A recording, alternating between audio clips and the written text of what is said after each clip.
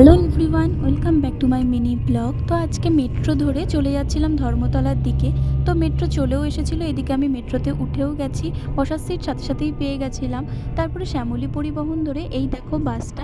আর পরের মিনি ব্লগে আসছে আমি কোথায় যাচ্ছি। যাচ্ছি তো অনেকটাই দূরে, চলো সামনের ব্লগে আসছি।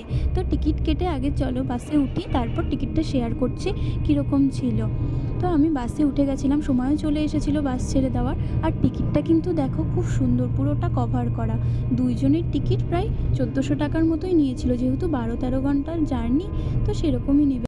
আর বাসের ভিতরের অ্যাম্বিয়েন্সটা দেখো খুবই সুন্দর, একটা করে কম্বলও দিচ্ছিল। তারপরে কিছুক্ষণের মধ্যে বাস ছেড়েও দিয়েছিল, আর এই কাকুটা এসেছিলো আমাদেরকে জল দিতে, জলের বোতল দিয়ে গেছিলো। শুভ শারদীয়ার একটা আমন্ত্রণও জানিয়েছে। এবার বাস ছেড়ে দিয়েছে, আমি বাইরের দিকটা তাকিয়ে উপভোগ করতে করতে যাচ্ছিলাম। তো আজকের মতো এতটুকুই, দেখা হবে খুব তাড়াতাড়ি নেক্সট মিনি ব্লগে। কোথায় যাচ্ছি